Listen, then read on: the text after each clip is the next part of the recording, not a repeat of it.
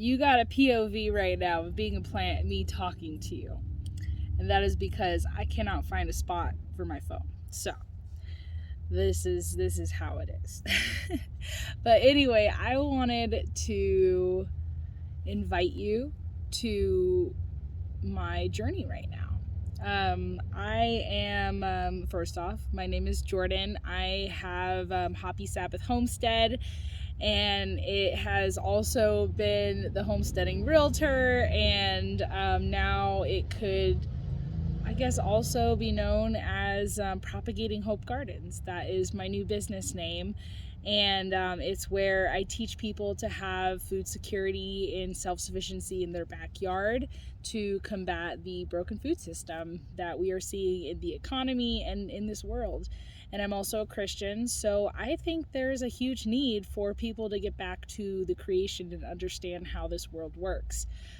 Taking away chemical fertilizers and practices that destroy the earth's topsoil layer, and be regenerative rather than degrading.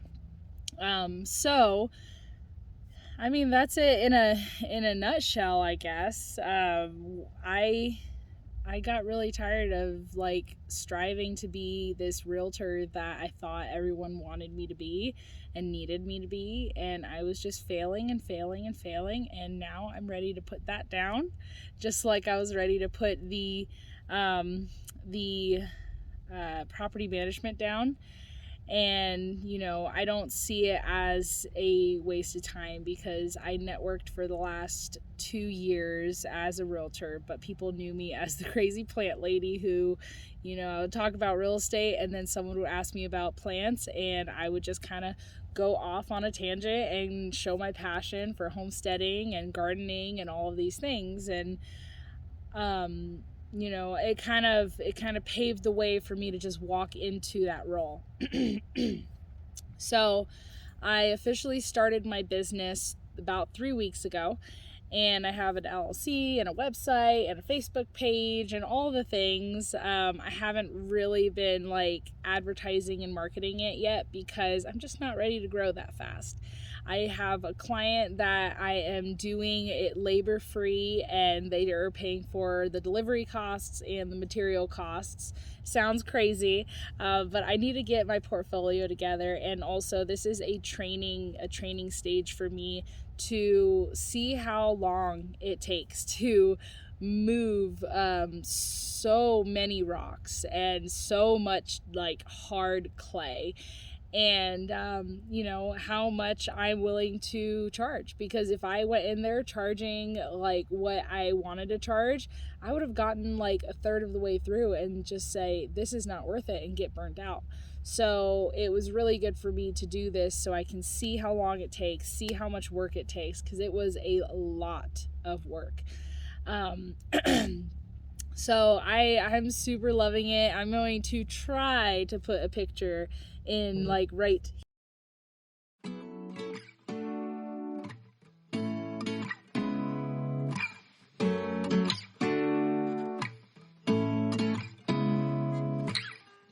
Seeing eyes of mine,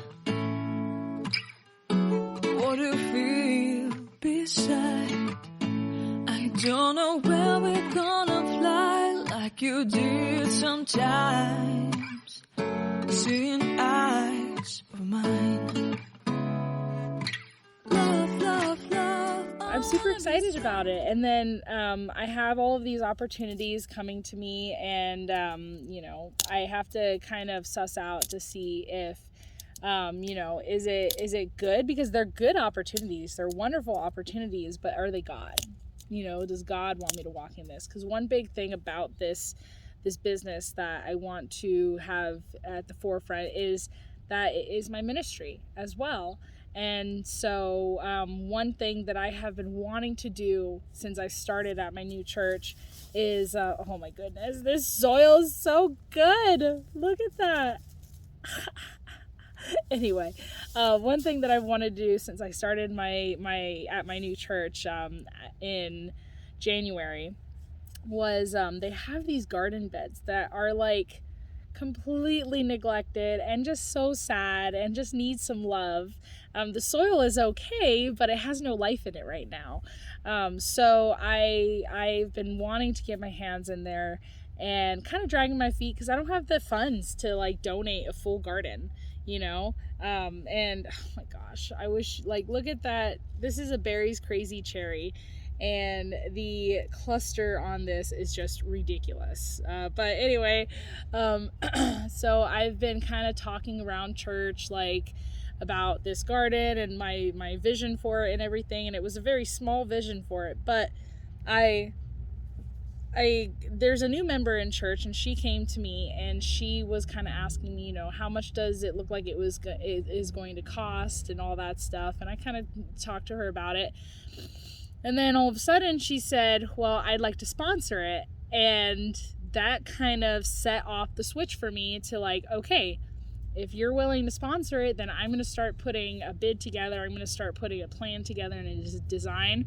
And so I went ahead and spoke to the principal of the school, and he's very excited, and he's been praying to have an agricultural program for the students for quite a while now, since he started, really, because he is from, I want to say, the Philippines, not totally sure, but he's from a place where, like, that is their life. They need to understand how to farm in order to survive. And it's not like dirt floors or anything like that, but it's, that's a part of life. And so when he came and became the principal of the school, he really wanted to have that to be a part of the curriculum. And so I came to him, and he basically said, this is an answer to prayers, and this is an answer to my prayers personally. And so we've been kind of talking on and off about it. And once I got this opportunity to have a sponsor for it, I went to him, and it's just been kind of taking off from there. I'm sorry. I have a frog in my throat. But so I went and I brought a landscaper to the garden, a new friend that I've made through networking, and he kind of gave me some advice, and I realized that I have the community support, I have the funds, I have the time, and there's no reason for me to not do it. And I met yesterday with one of the members of the board for the school, and he basically said, hey, look, we are going to approve it, but we need to get it approved. And so I am just waiting until next Friday to get the thumbs up and the official approval, and I'm gonna get started. So we're gonna start by leveling out the area where we're gonna move the existing beds to. I think I'm not going to buy any soil. I think I'm going to use the existing soil and go to a little horse farm and just revitalize the soil and get that living. And then that way it's like completely free, other than the piece of wood that I have in my backyard to fix the existing bed that is broken. And then the biggest fees are going to be the deliveries. Like I have soil or clay that I'm going to use to level the ground underneath the garden bed, and I don't want to use any weed fabric. I want this to be a garden or back to Eden garden style. Obviously, there's going to be raised beds, but the ground around it, I want to start creating a good ecosystem for just for that ground, and show the children that this can be rocky, weedy, clay soil that we just put wood chips on, and the wood chips create this beautiful ecosystem for worms and stuff, and so the worms will come up into the beds. And I'm so excited because there's going to be classes throughout the seasons, hands-on classes, where like in January and February we're going to be starting seeds indoors, and then in probably May, June, there's going to be planting the starts into the ground. And there's just going to be so much fun stuff that I get to teach these children and show them what the Creator has made.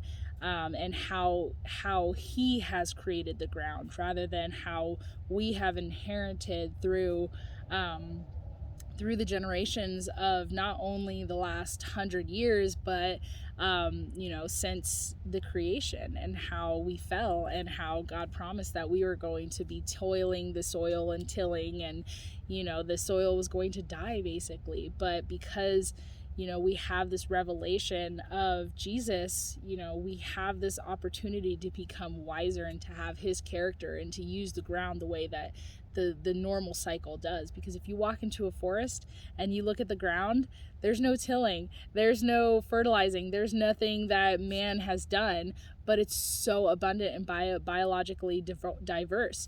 And so that's what I want to teach these kids, and that's what I want to teach our community here in Colorado Springs. And I guess that's what I want to do. But thank you for hanging out with me in my garden. It's not that abundant right now.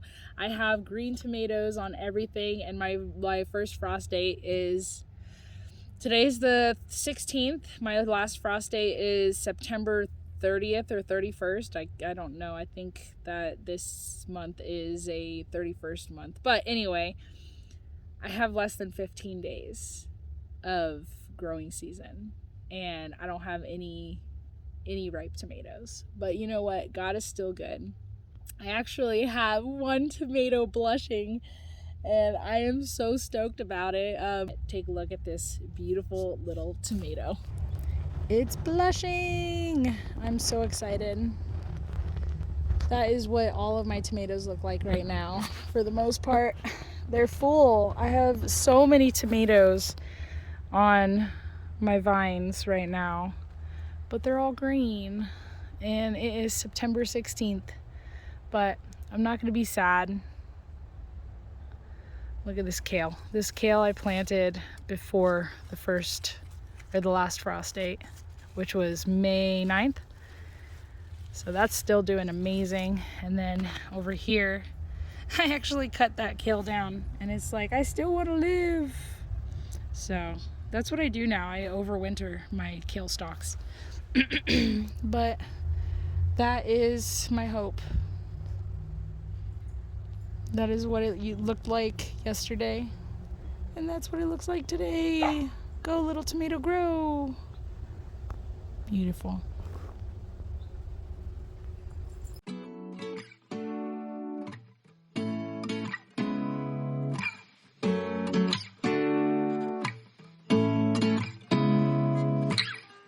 Seeing eyes of mine, what do you feel beside? I don't know where we're gonna fly like you did sometimes. Seeing